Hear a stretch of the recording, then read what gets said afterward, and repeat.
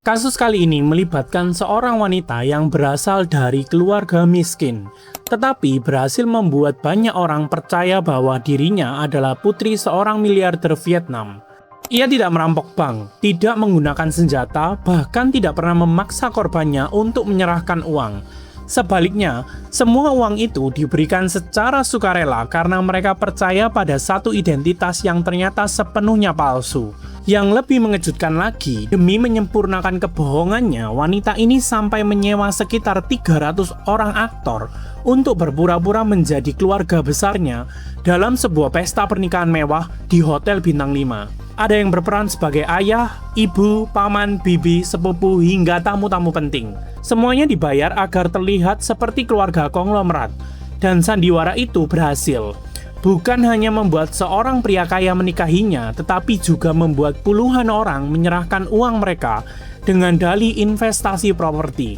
Ketika semuanya akhirnya terbongkar, jumlah korbannya diperkirakan mencapai sekitar 40 orang dengan total kerugian lebih dari 4,3 juta dolar Amerika atau sekitar 62 miliar rupiah.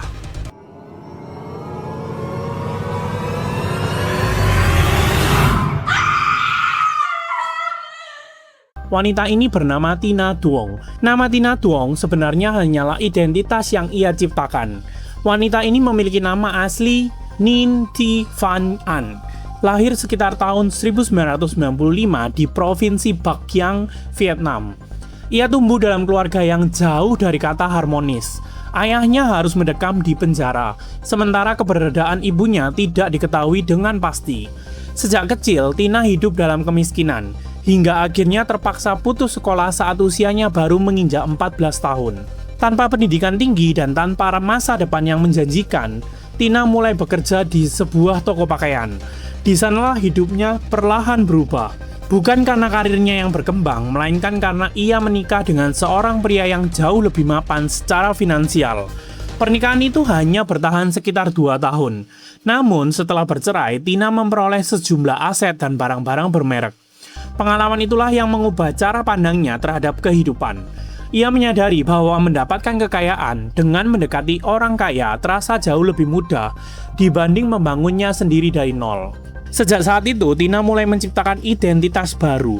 Ia mempelajari bagaimana orang-orang kaya berpakaian, berbicara, dan menjalani gaya hidup mereka.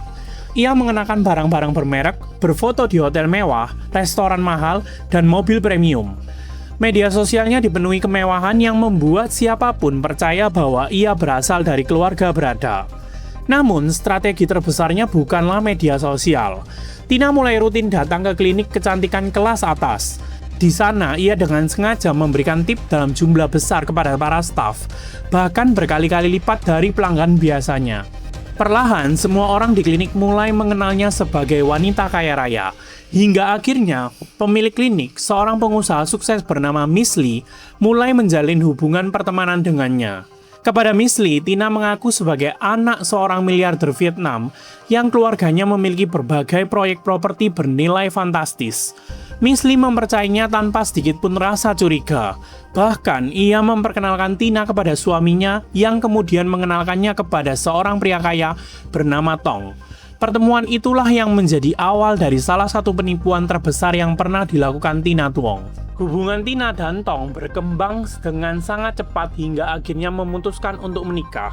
Namun ada satu masalah besar. Jika keluarga Tong meminta bertemu dengan keluarga Tina, seluruh kebohongan itu bisa runtuh dalam sekejap.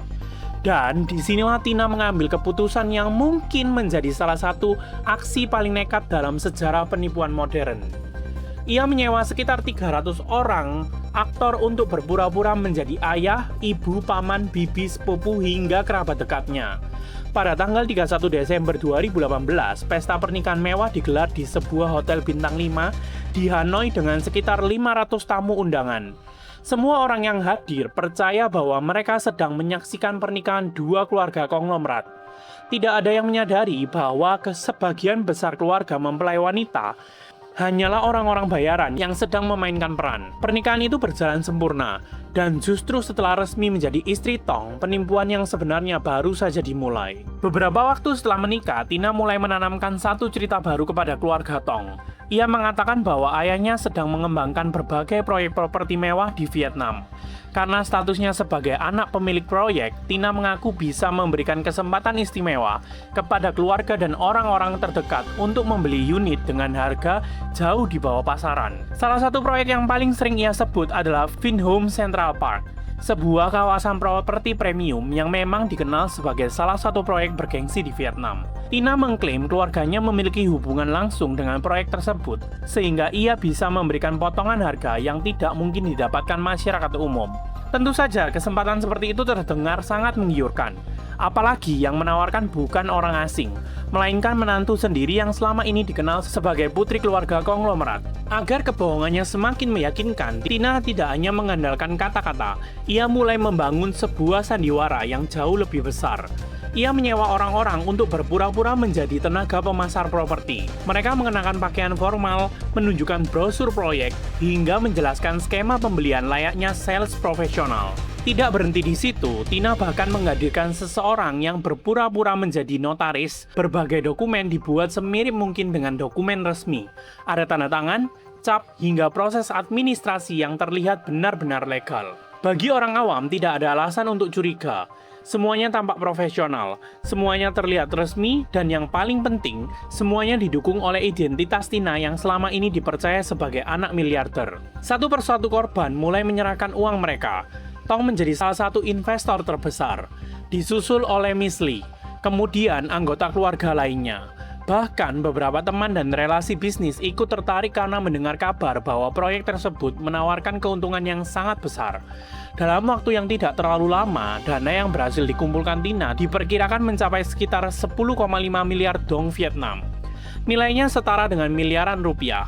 Uang itu seharusnya digunakan untuk membeli unit properti. Namun kenyataannya proyek tersebut tidak pernah ada. Semua uang itu masuk ke tangan Tina. Pada awalnya tidak ada yang merasa curiga. Setiap kali ditanya mengenai perkembangan proyek, Tina selalu memiliki jawaban. Kadang ia mengatakan proses administrasi masih berlangsung. Di lain waktu, ia mengaku pemerintah sedang melakukan revisi izin. Sesekali ia menyalahkan pihak pengembang. Lalu beberapa hari kemudian alasannya berubah lagi. Korban yang sudah terlanjur percaya hanya bisa menunggu. Namun semakin lama alasan Tina mulai terdengar tidak masuk akal. Miss Lee adalah orang pertama yang benar-benar merasa ada sesuatu yang tidak beres. Ia berkali-kali mengajak Tina bertemu untuk membahas perkembangan investasi. Namun setiap kali dijadwalkan bertemu, Tina selalu membatalkan di menit-menit terakhir.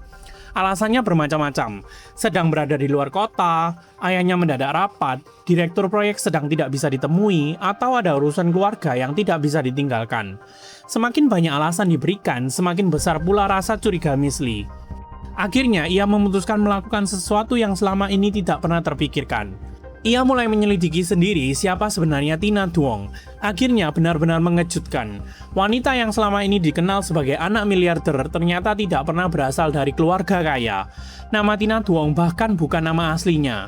Ia sebenarnya adalah Ninh Thi Van An, perempuan yang lahir dari keluarga miskin di Bac Giang yang pernah putus sekolah sejak usia 14 tahun. Semua cerita tentang ayah konglomerat, seluruh proyek properti, hingga kehidupan mewah yang selama ini dipamerkan ternyata hanyalah kebohongan yang dibangun sedikit demi sedikit selama bertahun-tahun. Setelah mengumpulkan cukup banyak bukti, Miss Lee akhirnya menemui Tina secara langsung. Ia minta penjelasan, namun bukannya marah atau melawan, Tina justru menangis. Ia mengatakan bahwa semua yang dilakukannya terjadi karena terpaksa. Ia memohon agar diberi kesempatan. Lalu muncul satu kebohongan lagi. Tina mengaku sedang mengandung anak Tong. Pengakuan itu membuat situasi berubah. Miss Lee yang awalnya sangat marah mulai merasa iba. Ia berpikir jika Tina benar-benar sedang hamil, mungkin masih ada kesempatan baginya untuk berubah. Alih-alih melaporkannya ke polisi, Miss Lee memilih memberi kesempatan. Ia meminta Tina mengembalikan seluruh uang para korban secara bertahap. Saat itu, Tina menyetujuinya. Namun ternyata semua itu hanyalah akting terakhir. Begitu mendapatkan kesempatan, Tina justru menghilang tanpa jejak. Uang para korban ikut lenyap bersamanya. Dan meskipun identitasnya mulai terbongkar, kisah penipuannya ternyata belum berakhir. Di tempat lain, ia sudah mulai mencari korban berikutnya. Banyak orang mengira setelah identitasnya mulai terbongkar oleh Miss Lee, Tina akan berhenti. Namun kenyataannya justru sebaliknya. Ia menghilang seolah ditelan bumi, lalu muncul kembali dengan identitas dan cerita yang hampir sama. Hanya saja korbannya berganti. Pada Maret 2022, Tina menjalin hubungan dengan seorang pria asal Dalat, Vietnam. Kepada pria tersebut, Tina kembali menampilkan sosok perempuan kaya raya yang berasal dari keluarga terpandang. Ia pandai berbicara, tampil elegan, dan selalu berhasil membuat orang percaya bahwa dirinya memiliki kekayaan yang luar biasa. Hubungan mereka berkembang dengan sangat cepat, bahkan keduanya sempat melangsungkan pernikahan secara adat. Namun, seperti yang sudah-sudah, tujuan Tina bukanlah membangun rumah tangga, melainkan mendapatkan akses terhadap harta milik korbannya. Tak lama setelah pernikahan berlangsung, Tina berhasil membawa kabur uang sekitar 4,5 miliar dong Vietnam. Yang menarik, korban tidak langsung melaporkan kejadian tersebut kepada polisi. Bukan karena kerugiannya kecil, tetapi karena rasa malu. Ia merasa gengsi jika orang lain mengetahui bahwa dirinya telah ditipu oleh wanita yang mengaku berasal dari keluarga konglomerat. Dan ternyata korban berikutnya bahkan berasal dari luar Vietnam. Kita masuk ke korban ketiga. Korban ketiga ini adalah seorang pengusaha asal Korea Selatan bernama Kim Woo-yeon. Modus yang digunakan sebenarnya masih sama, namun kali ini ceritanya dibuat jauh lebih dramatis. Kepada Kim, Tina mengaku berasal dari keluarga pejabat penting di Vietnam. Ia mengatakan keluarganya sedang menghadapi konflik besar sehingga keselamatannya terancam. Cerita ini terus berkembang dari hari ke hari. Hingga suatu saat, Tina tiba-tiba menghilang. Selama hampir 2 minggu, ia tidak bisa dihubungi. Kemudian, Kim menerima kabar bahwa Tina telah diculik. Orang-orang yang menghubungi Kim mengatakan bahwa Tina membutuhkan sejumlah uang agar bisa dibebaskan. Karena percaya bahwa wanita yang dicintainya benar-benar sedang berada dalam bahaya, Kim tanpa ragu mengirimkan uang. Bukan sekali, melainkan berkali-kali. Total kerugiannya diperkirakan mencapai sekitar 3,8 miliar dong Vietnam. Namun setelah Tina kembali muncul, Kim mulai merasa ada banyak kejanggalan. Ceritanya sering berubah, jawabannya tidak konsisten, dan semakin lama semakin banyak kebohongan yang mulai terlihat. Berbeda dengan beberapa korban sebelumnya yang memilih diam, Kim memutuskan mencari tahu sendiri siapa sebenarnya wanita yang telah menipunya. Ia mulai menelusuri identitas Tina, menghubungi orang-orang yang pernah mengenalnya, hingga akhirnya menemukan fakta yang sama seperti yang pernah ditemukan Miss Lee. Wanita itu bukan anak pejabat, bukan anak miliarder, bahkan nama yang selama ini digunakannya pun bukan nama asli. Merasa tidak ingin ada korban lain, Kim kemudian membagikan seluruh pengalamannya melalui media sosial. Unggahannya tersebut menyebar dengan sangat cepat. Di sanalah Kim akhirnya dipertemukan dengan Miss Lee. Keduanya baru menyadari bahwa mereka ternyata ditipu oleh orang yang sama. Setelah saling bertukar bukti, perlahan semakin banyak korban lain yang mulai berani angkat bicara. Kasus yang sebelumnya terlihat seperti penipuan terhadap beberapa orang, kini berubah menjadi skandal besar yang melibatkan puluhan korban. Dari hasil penyelidikan yang dilakukan berbagai pihak, jumlah korban Tina diperkirakan mencapai sekitar 40 orang. Jika seluruh kerugian dijumlahkan, nilainya diperkirakan mencapai 4,3 juta dolar Amerika atau sekitar 62 miliar rupiah. Di tengah ramainya pemberitaan tersebut, Tina sempat melakukan siaran langsung di media sosial. Ia membantah semua tuduhan. Menurutnya, dirinya hanyalah korban fitnah. Namun, pembelaan itu tidak mampu menghentikan penyelidikan yang terus berjalan. Menariknya, penangkapan Tina justru bukan berawal dari kasus investasi bodong atau penipuan identitas, melainkan dari perkara yang sama sekali berbeda. Pada Oktober 2022, Tina diketahui menyewa sebuah mobil mewah dari perusahaan rental. Mobil itu seharusnya dikembalikan sesuai perjanjian. Namun, Tina justru membawa mobil tersebut dan menggadaikannya secara ilegal kepada orang lain dengan nilai sekitar 350 juta dong Vietnam. Kasus penggelapan mobil inilah yang akhirnya membuat polisi berhasil menangkapnya. Setelah berada dalam tahanan, satu demi satu kasus lama mulai dibuka kembali. Berbagai korban datang memberikan kesaksian. Dokumen-dokumen palsu berhasil diamankan. Aliran uang mulai ditelusuri. Dan seluruh kebohongan yang selama bertahun-tahun berhasil disembunyikan akhirnya runtuh. Pengadilan Rakyat Provinsi Binh Thuan kemudian menjatuhkan hukuman kepada Tina. Ia divonis 11 tahun penjara. Rinciannya adalah 8 tahun karena menyalahgunakan kepercayaan dan menggelapkan aset milik korban, serta 3 tahun karena menggunakan dokumen palsu. Dan ya, itulah akhir dari kasus Tina Duong. Kasus Tina ini menunjukkan bahwa penipuan tidak selalu dilakukan dengan ancaman, kekerasan, atau teknologi canggih. Terkadang, senjata paling berbahaya justru adalah kepercayaan. Tina tidak pernah memaksa orang menyerahkan uang mereka. Ia hanya membuat mereka percaya bahwa dirinya adalah seorang yang tidak pernah benar-benar ada.